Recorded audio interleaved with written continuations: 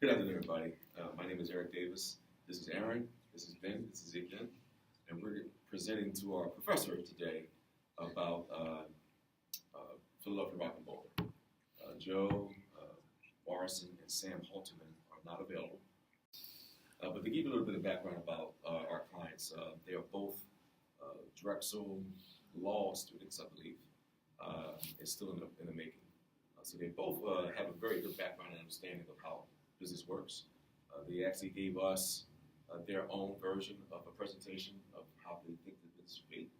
And all we did really was just make it more of an approach of realistic. So basically our theme throughout this is basically the opportunity, the strategy, and the feasibility of how they can actually get this business going. So when we looked at indoor rock climbing, it has a rich history and it has a recent history. Rock climbing in general has been around for a very, very long time, but indoor rock climbing took off in 1987. And since that time, it has really grown in a lot of ways. So the way we approach that is to let them see that there's a lot of opportunity to actually go outside the box. And when you go outside the box, besides recreational, one of the big highlights is therapeutic, which is really catching on. And the therapeutic seems counterproductive when you think about somebody actually having joint pain and then rock climbing actually alleviating that pain. But that area is actually growing because research shows that when people actually are more active with those joints in different ways, it actually helps them instead of not actually using the joints and being on pain medication for the rest of their lives. The competitiveness has been around mainly on the West Coast, but it's actually growing on the East Coast, and we'll go into that a little bit. But the community opportunities, just like that last presentation we talked about, the laundromat is very big. If you can create a subculture, you can create a new culture, which then you actually have something that's sustainable. And the Olympic edition is something that our clients, Joe and Sam, are really counting on to happen. But throughout our report, we actually want to make sure that that's not the only reason to start the business. That you can sustain the business without that even ever happening at all. And let that be an added bonus as opposed to being the source of the business.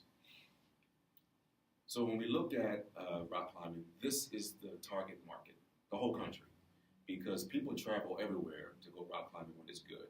But it is broken down into sections. Our section being 702, which is called the Rust Belt section. If you look at 702, 701, and 801, because we're in the middle of both of those sections on the map, you can see that we're sort of have that being our target base. People would travel down from 801 to 702, and people would travel up from 701 to 702, being in that 3 mile, at least 3 mile distance.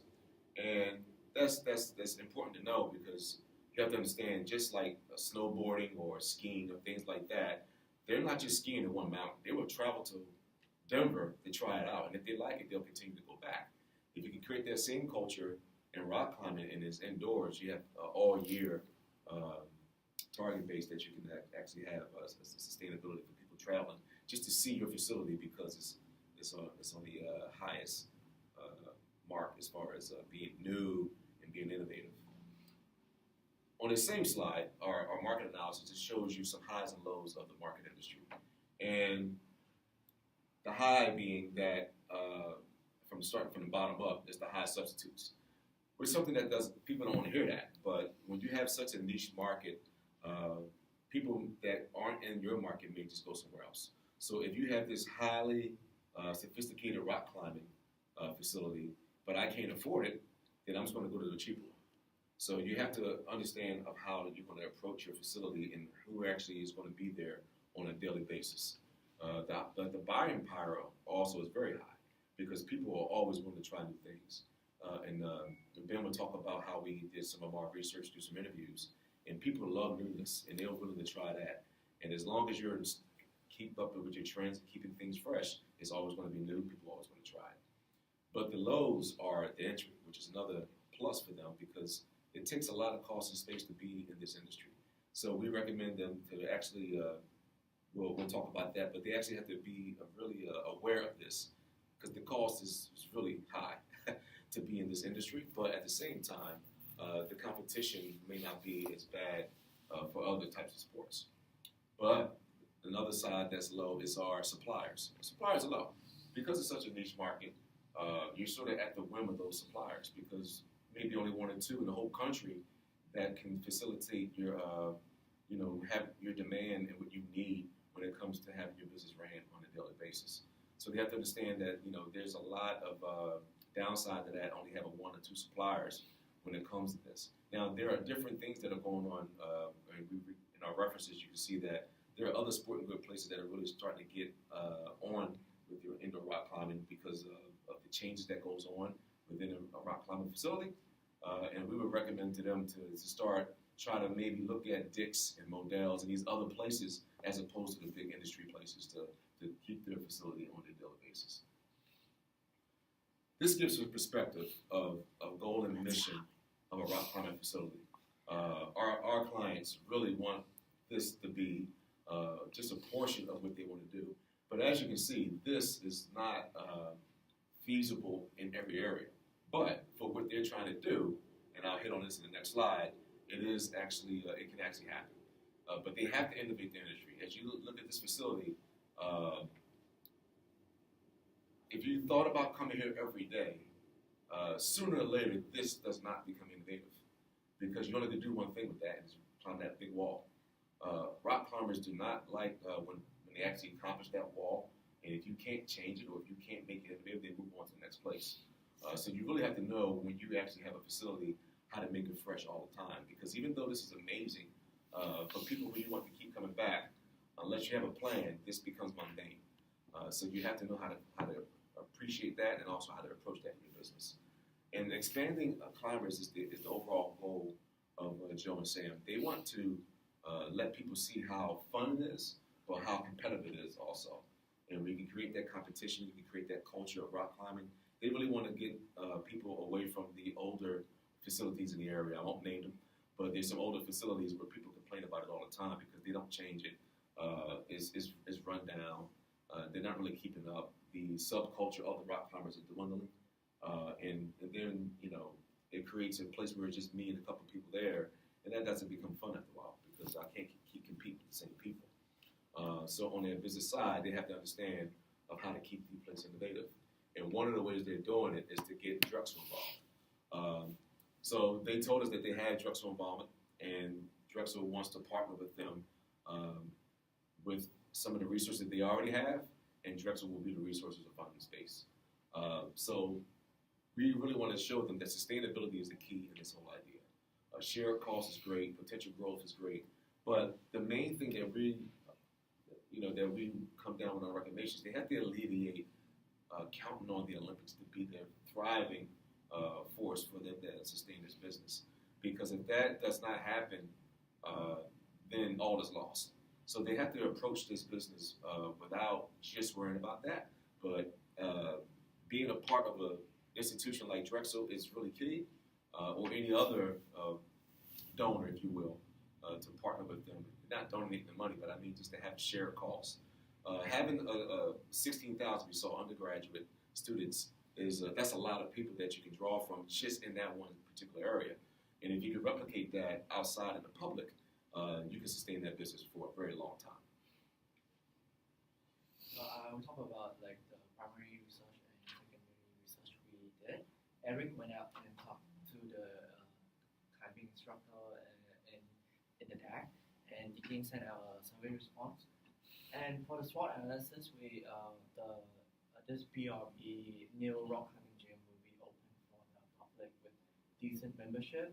And as a collaboration with Drexel, there will be low operation costs where Drexel will be responsible for the exterior funding, and they will be responsible for the interior building walls and all that equipment. And furthermore, with the collaboration, there will be student benefits for Drexel or UPenn even. They can provide to student discount. However, for the weakness, because this is a new gym and they haven't made a reputation for themselves yet, so most of the rock climber who knows about the market would want to go to a well-known gym. For example, in New York, they have this Cliff, which is like amazing. state of the art equipment and stuff. And the other one was sole partnership. When they sole partnership, it made them harder for them to obtain funding and loans or uh, for new projects and stuff. And for the opportunity, as Eric said that rock climbing is approved for 2020 Olympics, which is high point for them to promote on, for Drexel to promote this program to get more market share, get more students to involve in the sport. And furthermore, the rock climbing as a treatment, as you can see, rock climbing can overcome can treat with depression and anxiety. Um, However, on the other hand, the threat competitors planning to open a 39,000 square foot climbing gym in 10th and Calla Hill, which is coming this fall, 2018. That's why they need to step up the game to be the first come. And as you know, Philadelphia is not a mountain-based city, so not many people are interested in climbing activity. So not many people are known to the sport yet. That's why we think that the promotion with the upcoming Olympics will be the best for them to market the strategy. And for our primary research, as I said, Eric went out and talked to the rock climbers and instructor at the DAG. They say that they would try out new gym from the price range of $0 to $20 if they have like new stuff and state of the art equipment. And furthermore, especially with they would definitely want to pay for $65 monthly membership with rock climbing gym with gym equipment. And as you know that around here they don't have a US sanctioned competitive gym yet for rock climbing. That's why they're willing to drive 2 hours away for competition. And most of the gym that allow that is 3 hours or 4 hours away, which is out of the range. And lastly, 65% of non-rock climbers are exposed to rock climbing by their friends. And just want to highlight this slide. You can see in the picture that there are people on the treadmill ellipticals at the same place as the rock climber. So that goes with the research that's what people want to have. They don't want to have to go to 2 gyms, they want to go to 1 gym.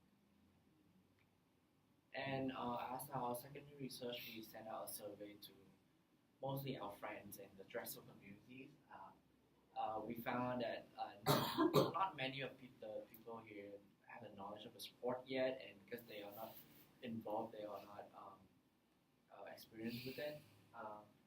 But they are willing to try it out. They said that they would try it out for a day pass of $0 to $20 to see how it goes. And with the right, I think that with the right promotion, it will be a thing around here.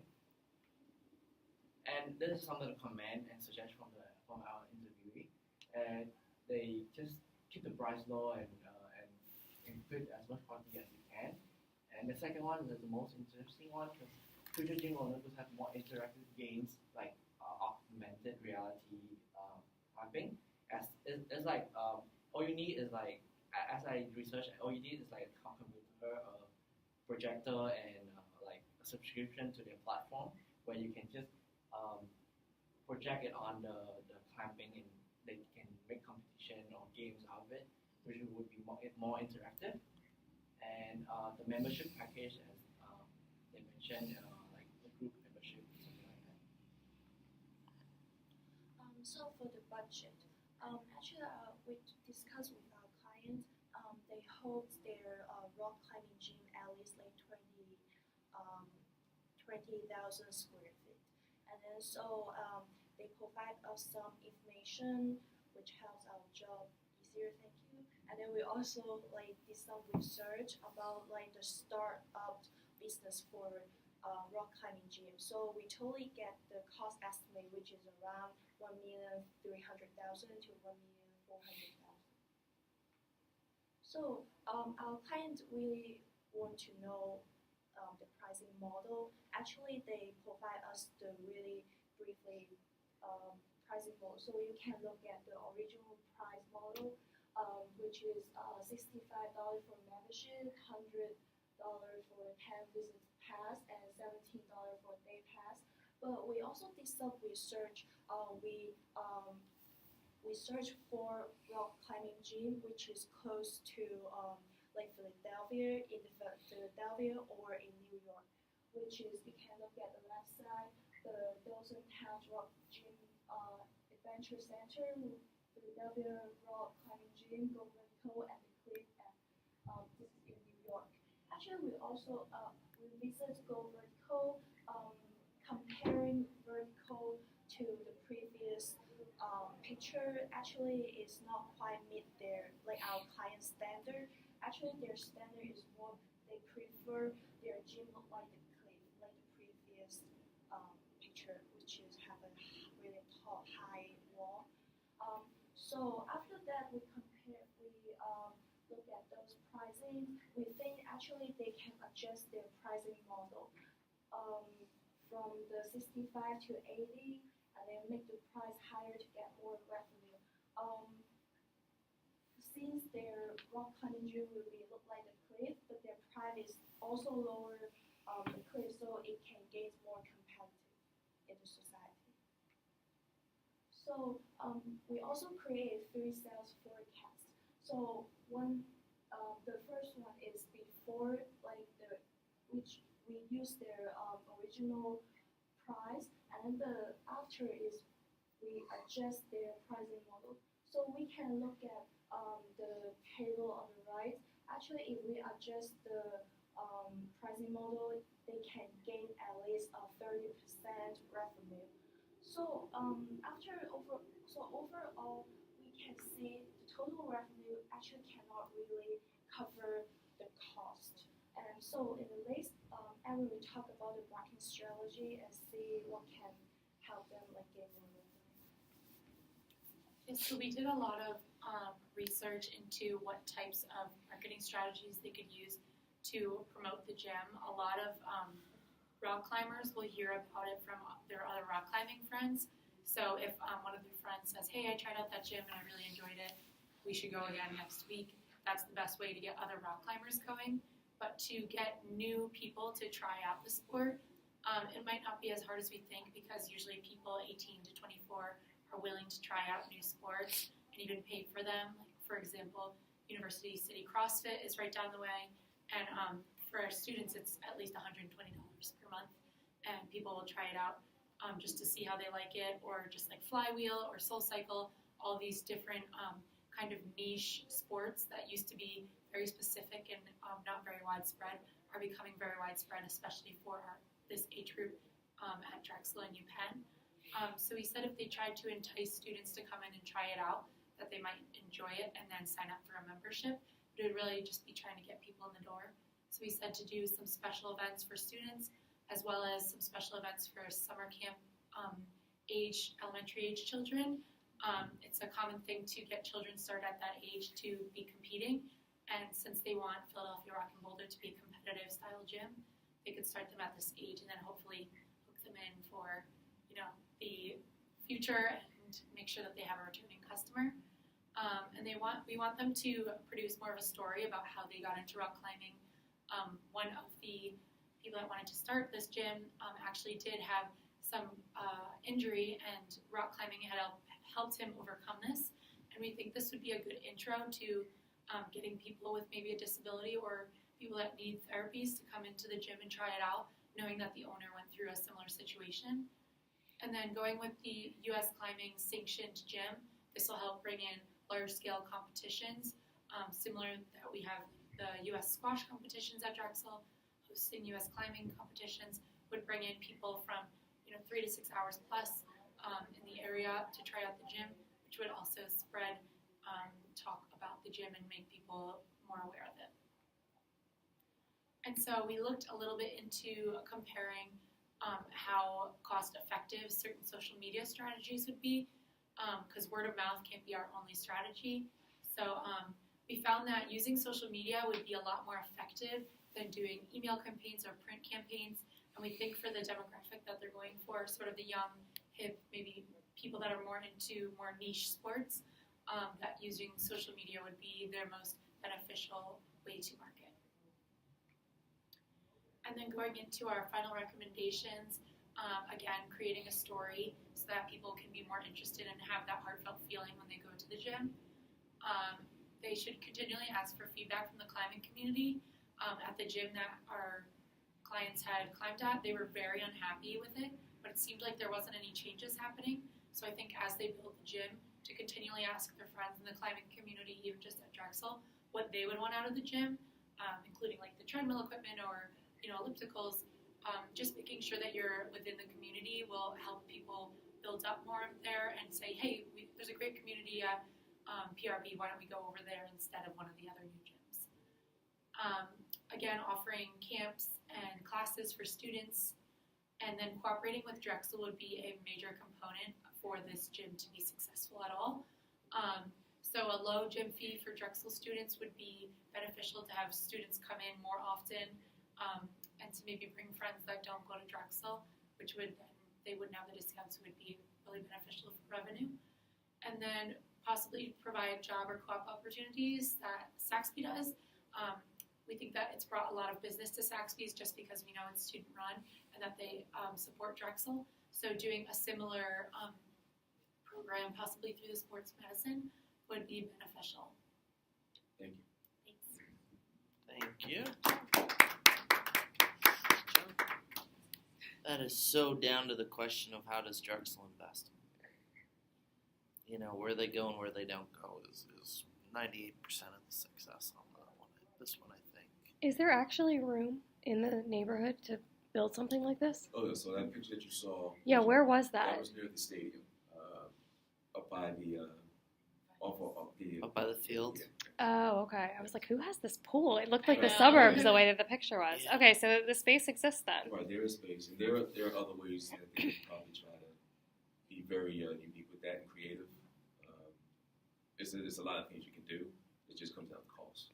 So my question for you, and this is completely branching off, did you guys think anything about how you invest, not the Drexel community, but this community, Sure. that is something that is so far removed from them? Sure. Right, we talked a lot when we first met with them how, in my opinion, it's still somewhat like an elite sport. You need the equipment, you need to have a training session, you need to know how to belay, and people in West Philadelphia most likely don't know how to do those things. I didn't even know the word belay until I was 27 years old. Yeah, literally. Yeah. So it's super niche, and so we talked a lot about maybe having community events. There's a lot in the Mantua area, a lot of young children, and I'm sure they'd all be interested in a free day. If you live in Mantua, come and you can have a free day. Maybe give discounts to the area. And we also think that the elementary school involvement should be local Philly schools.